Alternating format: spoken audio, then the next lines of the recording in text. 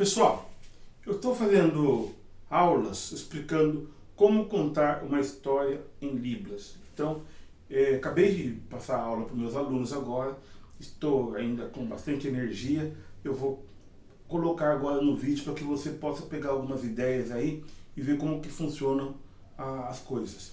Eu já passei aqui o caos do burrico, já fiz o vídeo, se você não assistiu, é a primeira parte e essa aqui é a segunda parte, a continuação. Então nós vimos que quando você estiver narrando, quando você estiver palestrando, quando você estiver interpretando, nós temos aqui alguns elementos importantes, que são, você tem as expressões, né? Vamos chamar as expressões corporal, você tem as expressões faciais, ou facial, e a expressão visual. Essas três expressões que você vai usar durante o seu trabalho. E depois nós temos os espaços, que eu vou repetir novamente os espaços. Você tem o espaço sideral, ou intergaláctico, sei lá, eu coloco alguns nomes diferentes. Depois você tem um espaço físico, onde você coloca ali o mar, o oceano, coloca a montanha, coloca a mesa, coloca o fogão e tal e tal. É o espaço físico. Depois você tem o espaço interno, onde você trabalha as emoções, as suas emoções ou as emoções do personagem a qual você está trabalhando. E depois nós temos o espaço virtual, que eu coloquei esse sinal aqui, que é o espaço virtual, que eu vou depois explicar certinho para vocês. E nós temos ali o abstrato ou o espaço subjetivo, tudo bem? Então, esses são os espaços que você vai trabalhar. Na história O Caos do Burrico, você tem ali, eu vou fazer a história para que você possa acompanhar, tudo bem? Eu vou fazer, fica bem melhor fazer a visualização de tudo isso daqui. Então, vamos lá.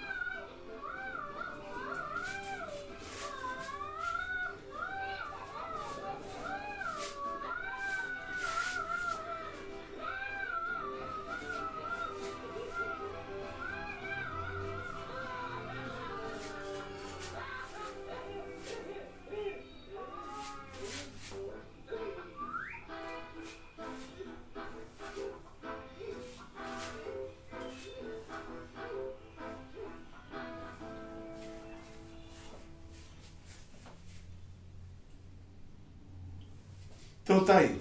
Bom, eu contei a história para vocês, passei a história, você viu aí a formação dessa história. Deixa eu dar um pause aqui, né? Não é esse aqui não. Deixa eu tirar. Tudo bem? Então, você viu a montagem. Tem as emoções, lembrando que Libras é uma língua psicomotora, gesto, visual e sequencial. Tudo bem? Então tudo isso está na cabeça. Os três, você tem ali os três, o visual, né, o tal, tem o corpo, as expressões, as três fontes de expressões. Depois você tem os espaços sideral, o espaço físico, o espaço virtual, o espaço interno ou íntimo, né, talvez do outro nome também, e o espaço subjetivo. E nós temos ali a ideia, a formação do conceito, né, da montagem psicológica ou sequencial, ou lembrando que língua psicomotora, gesto visual e sequencial. Quando eu falo sequencial, vocês perceberam. Por exemplo, no final, no começo eu tinha 3 elementos, né? A casa, a banana e depois tinha uma espécie de saco ali de comida, não sei o que tem naquele saco. Depois, no final, nós temos o 4, que é a roupa né? E depois eu que tenho que ficar carregando tudo. Ponto, legal. Então lembra da sequência. Começo 3, depois termina com 4, tira 3, coloca 3, coloca 4, tira 4 e assim vai. Entendeu? A ideia de sequência. Os surdos eles são muito assim, gente. Por incrível que pareça, essa questão de sequência. Se você abrir o armário, você fecha o armário. Uma vez eu contei para meus alunos que eu estava contando a história, falando da história. Então abri a geladeira, peguei lá os ovos, né? Peguei 1, 2, 3 ovos, coloquei na mesa e tal. Depois comecei a fazer as coisas. Aí o senhor, geladeira, esqueceu a porta.